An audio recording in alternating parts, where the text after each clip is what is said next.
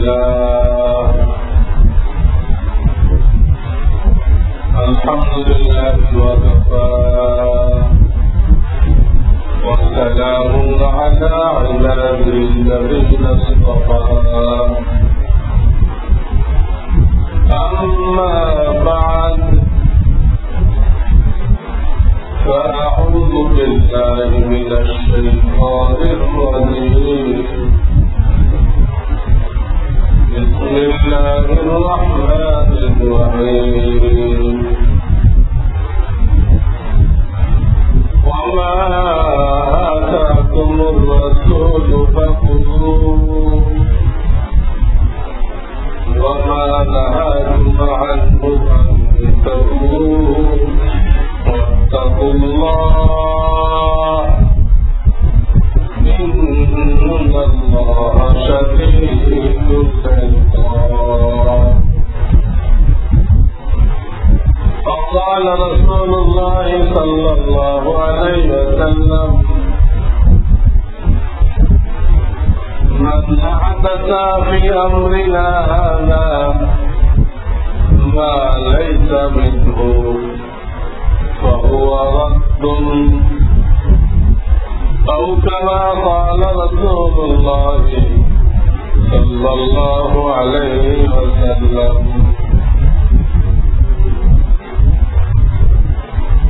الحمد لله ثم الحمد لله.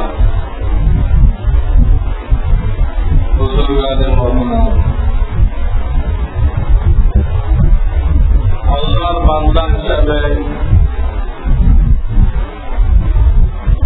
আমাদের দায়িত্ব এই যে আমরা প্রত্যেকটা কাজে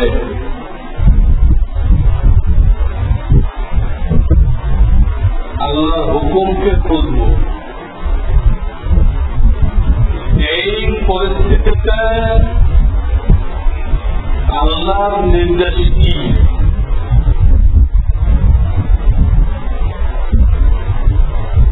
জীবনে অসংখ্য পরিস্থিতি আসতে থাকবে। প্রত্যেক দিন নানান রকম অবস্থা আমাদের সামনে আসতে থাকবে প্রতিনিয়ত। এইসব অবস্থায় আল্লাহ আমাদেরকে কি করতে বলছেন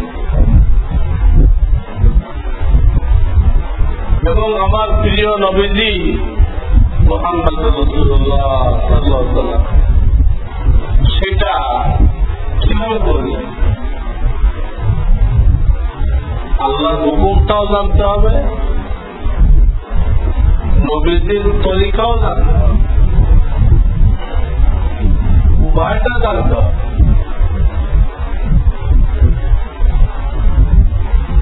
জানতে হলে সে কামিয়াব হবে না, সে আল্লাহর রাস্তায় চলতে পারবে না। কদমে জরুরত পড়ে, কদমে আল্লাহর হুকুম নবীদের তরিকা জানতে হবে।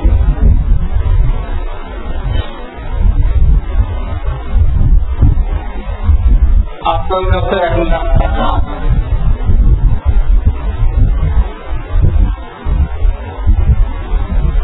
আপনি ফজিলত শুনলেন যে নবী করিম সাল্লাল্লাহু আলাইহি ওয়াসাল্লাম বলেছেন যে ব্যক্তি রমজান শরীফে একটা উমরা করলো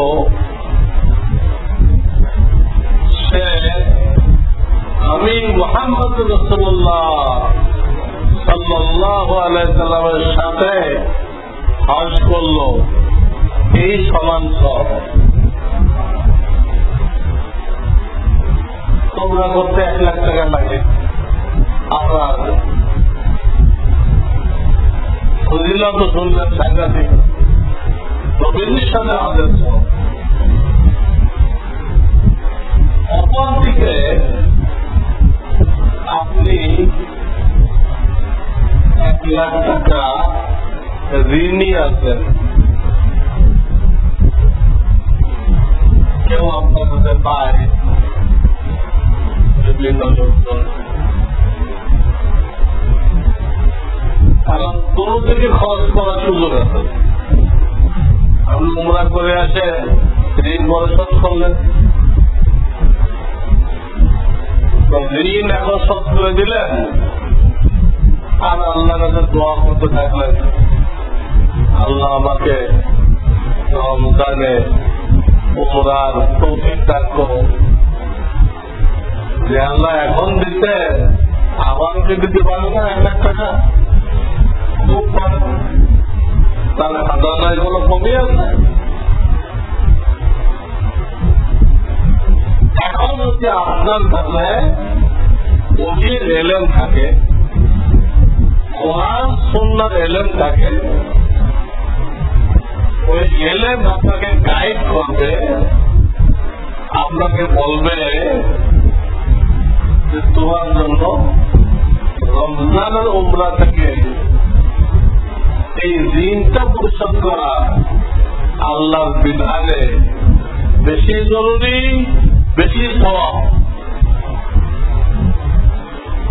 বেশি জরুরি, বেশি সওয়াব।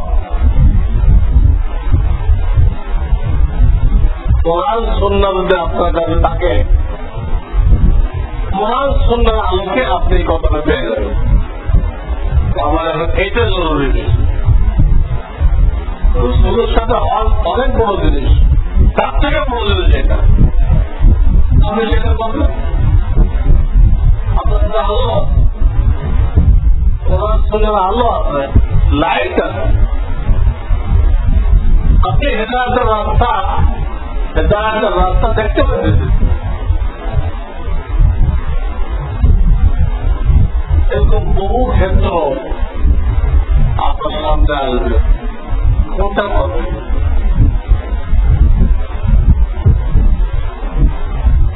এখন ঘুম ভাঙতে আপনার বেলা উঠতে 3-4 দিন বাকি আছে, কি করবে?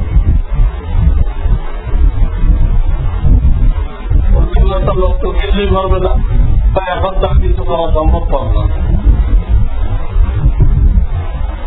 3-4 মিনিটে তো কিছুই হবে না।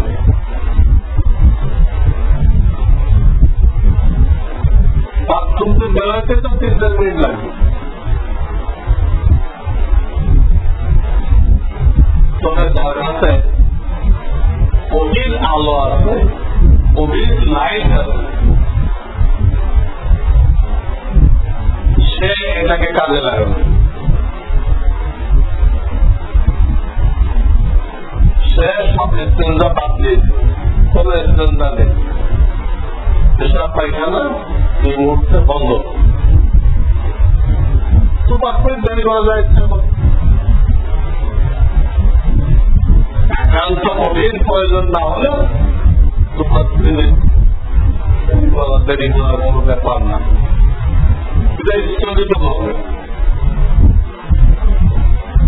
উজুতে শুধু ফরজ গুলো করবে, একবার চেহারা ধুবে, একবার করে কলই পর্যন্ত ধুবে, মাথা মুছে করবে, একবার পাও, 1 মিনিট লাগবে না। এইভাবে উজু করবে সে। এবারে নামাজে দাঁড়ায় ছোট সূরাকে 2 ভাগ করে 2 রাকাত পড়ে দেন। ছোট সূরাকে 2 ভাগ করে মুসল্লাকে 2 ভাগ করে 2 রাকাত পড়ে দেন। রুকু সিজদাতে তাসবিহ আছে, একবার করে পড়বে। পরে আব্দুহু ওয়া রাসূলুহু, আপনার তো বলতে আছে আব্দুহু ওখানে পথে সালাম করেছে।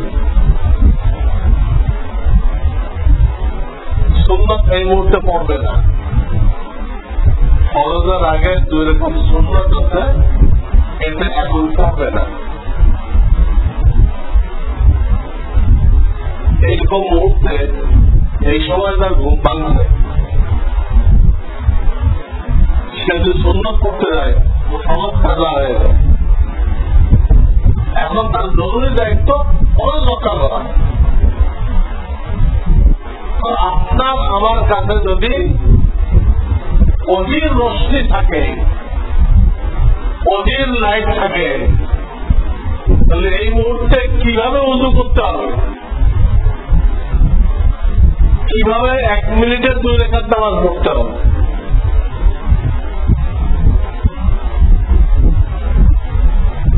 এক মিনিটে উযু আর 1 মিনিটে 2 রাকাত নামাজ কিভাবে পড়তে হবে সে বুঝতে পারবে।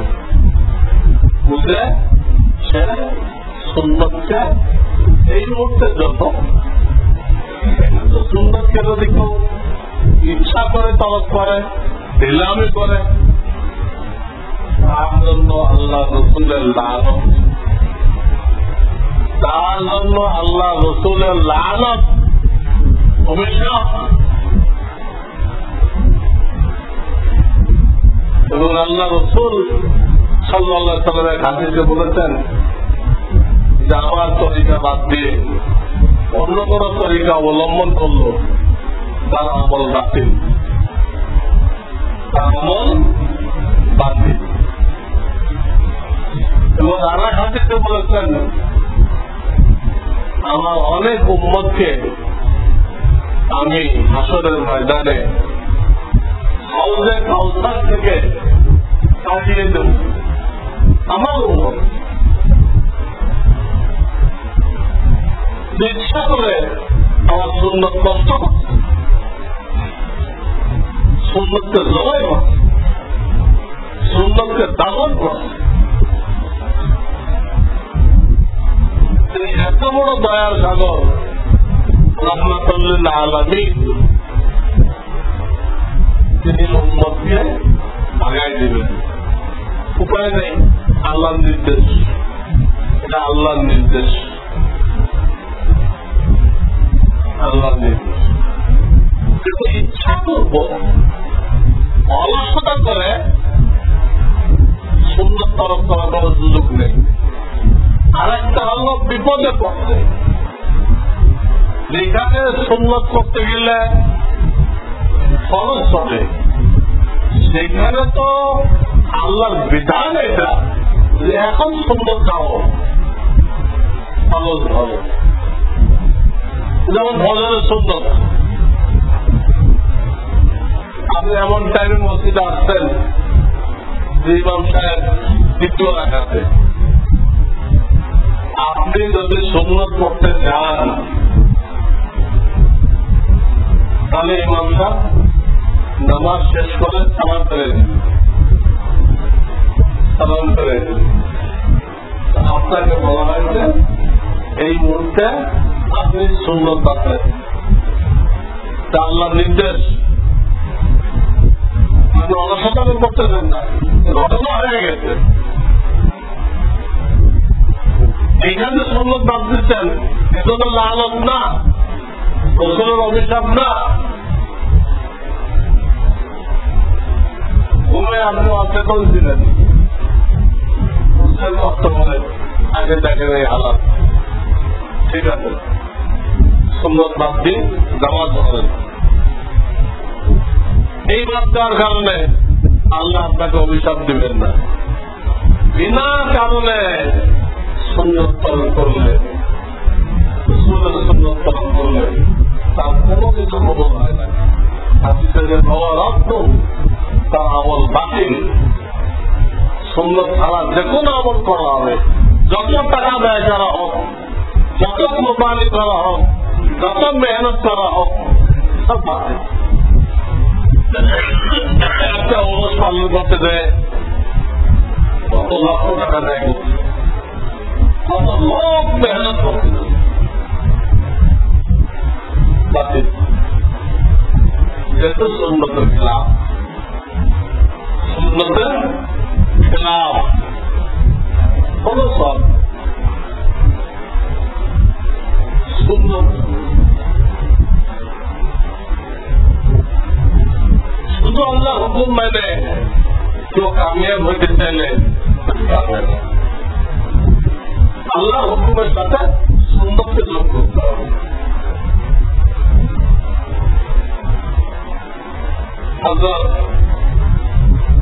সৈয়দ আহমদ শহীদ রহমতুল্লাহর নাম আপনারা শুনেছেন। সৈয়দ আহমদ শহীদ নবীজির বংশের লোক। তিনি ইংরেজদের পিরিয়ডে ইসলামী হুকুমত কায়েম করছেন, বিরাট এলাকা জুড়ে ইসলামী হুকুমত কায়েম করছিলেন।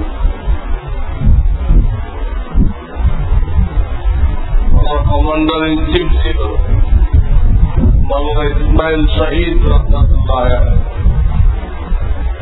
বহুদিন পর্যন্ত ওই ইসলাম হুকুমত চলছিল।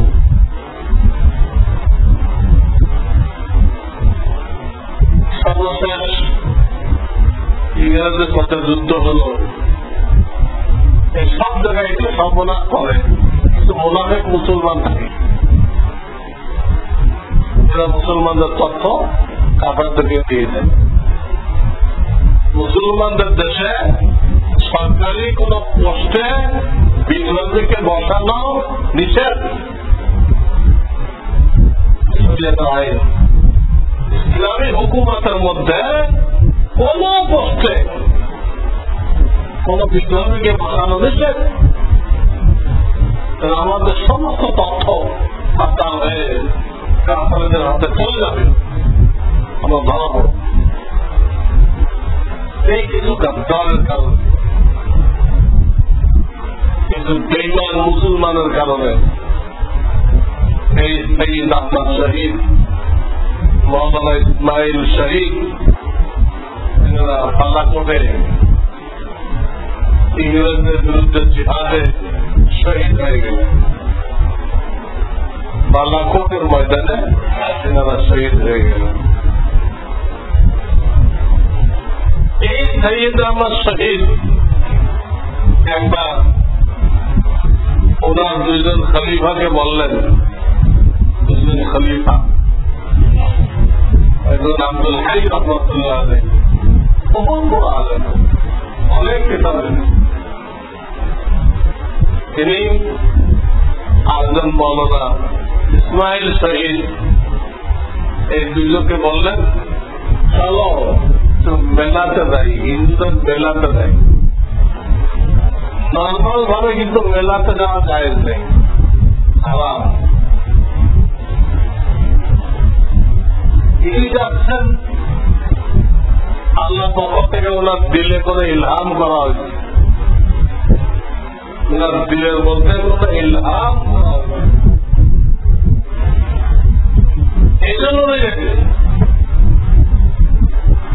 সাগরকে বললেন মেলার মধ্যে বিভিন্ন যুগী আছে, যুগী বিভিন্ন জায়গায় বসে আছে, সবগুলো চক্কর লাগাও, করে দাঁড়িয়ে থাকবেন, সবগুলো চক্কর লাগাও, লাগায় দেখো এর মধ্যে কোনোটা কাজের আছে কিনা,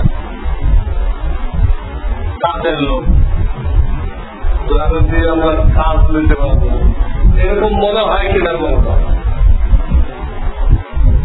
ওনারা দুজন চক্কর দিয়েছে, একটা যুগীর কথা বললেন যে একটা যুগী সম্পর্কে, আসলে তো এটার কারণে এলাম হয়েছে, এই যুগীটার কারণে। এই লোকটা সম্পর্কে আমাদের বিল বলতেছে হয়তো কাজ নেওয়া যেতে পারে, ইসলাম ধর্মের কাজ নেওয়া যেতে পারে। চলো ওনারা গেল, এই যুগের ল্যাংটা ছিল, এদের থেকে দেখে তার পাশে একটা কুকুর ছিল, তার সাথে কাপড় বের করে পেঁচাইল,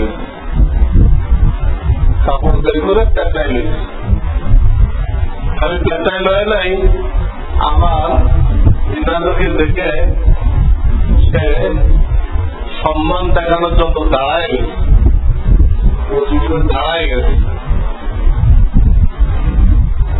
সাইদ মোহাম্মদ শহীদ রহমতুল্লাহ বসো,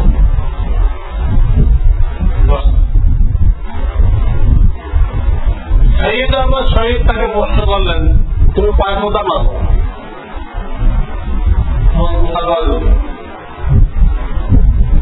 লোকে বললো আমি এক কোথাকে মারি। আর হিন্দুদের কিতাবের মধ্যে এক কোথায় রাখা, হিন্দুদের যত বেদ পুরাণ আছে সব কিতাবে এক কোথা লেখা। ওই যে কোথার যে গুণবাচক নাম আছে না, ওই বেগুনগুলো বুঝতে না পারলে ওইগুলোকে আলাদা আলাদা সত্তা মনে করছে। আমাদের আল্লাহর একরাম রাজ্জাক, একরাম রহমান, একরাম রহিম, এগুলোকে আলাদা আলাদা, একই একই সত্তা, ওইগুলোকে আলাদা মনে করছে। মনে করে লাখ লাখ দেব দেবী আবিষ্কার করছে। সে ওই হিন্দু ধর্ম অনুযায়ী আমি এক কথা পারি, বেশি পারি না। খুব ভালো কথা। দ্বিতীয় প্রশ্ন করলেন, মুহাম্মদ রাসূলুল্লাহ সাল্লাল্লাহু আলাইহি ওয়াসাল্লামকে মানো কিনা তুমি? বলো না, মানি না। বলো কি জন্য? তোমরা এই জন্য মানি না যে ওনাকে মানার কোন প্রয়োজন আমি দেখতেছিলাম। আমি তো এক খোদাকে নিয়ে সাধনা করে সব পেয়ে গেছি, আমাকে ওনাকে মানতে হবে কেন? এক খোদার জন্য আমি সাধনা করছি, আমি খোদার কাছে যা চাই তাই পাই, আমার প্রয়োজন।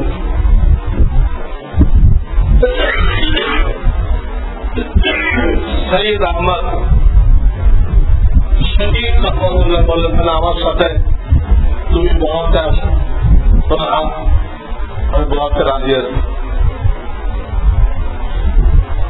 শহীদ আহমদ শহীদ রহমতের উপরে হাত বাড়াইলেন, ওনার হাতের মধ্যে বল আসল,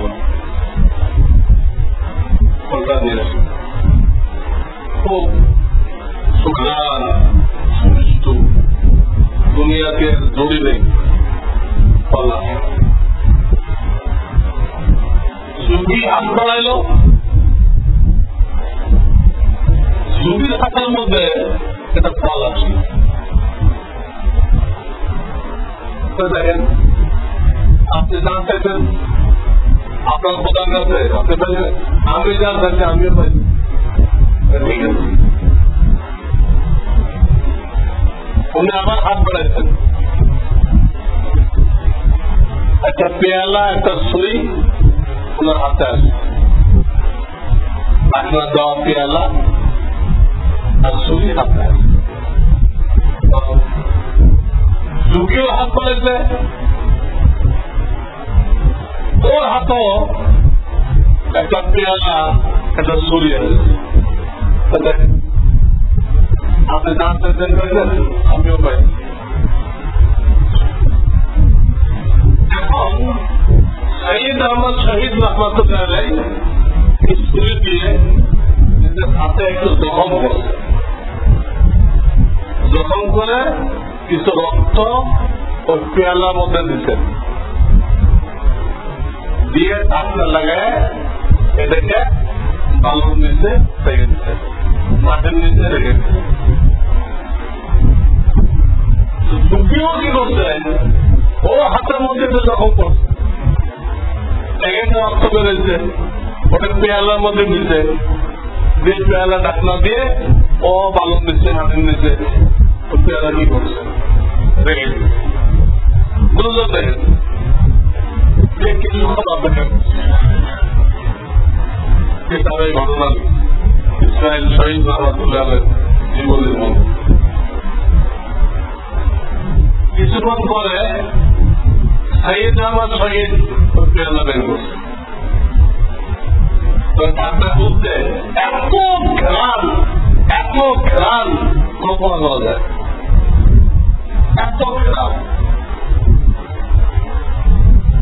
ডাক্তার বলছে,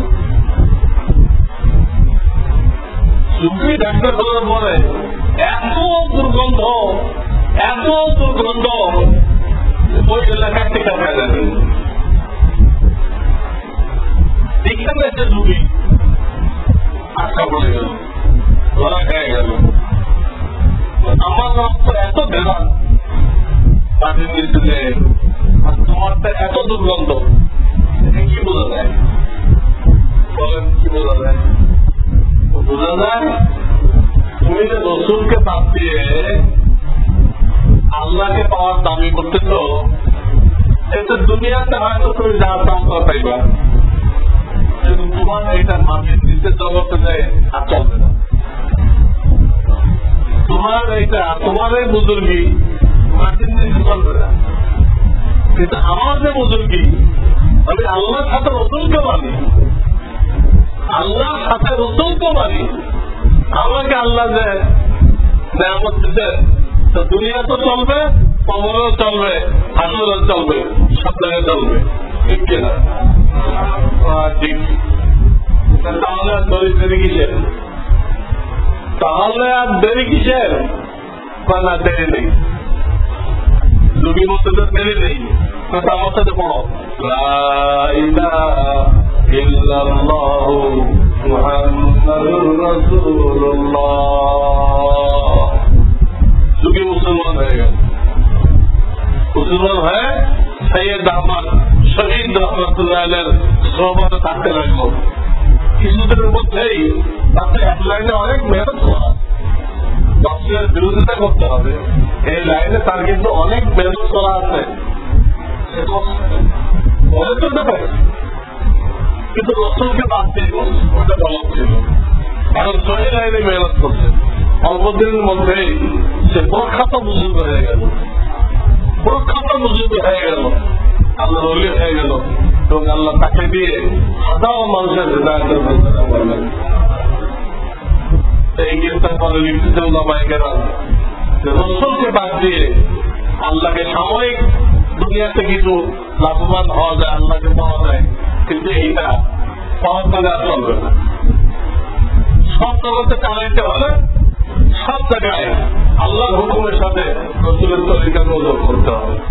প্রত্যেকটা জায়গায়, প্রত্যেকটা কাজে আপনি না জানেন, আলমকে জিজ্ঞাসা করেন, আমার এই পরিস্থিতি হয়েছে, এখানে আল্লাহর হুকুম কি, এখানে রসুলের তরিকা কি। প্রত্যেকটা পরিস্থিতিতে, প্রত্যেকটা অবস্থায় আপনি আল্লাহর নিয়ামত পান, আর আপনি বিপদে থাকেন, দুঃখে থাকেন আর আরামে থাকেন, বিল্ডিং এ থাকেন আর পুলিশ ঘরে থাকেন, সুস্থ থাকেন আর অসুস্থ থাকেন, ব্যবসায়ী হন, কৃষিজীবী হন, প্রত্যেকটা অবস্থায় আল্লাহ নবীজির তরিকা আছে। নবীজি মানুষ ছিলেন, আমাদের উপরে যত হালাত আছে সব হালাত তারপর আছে।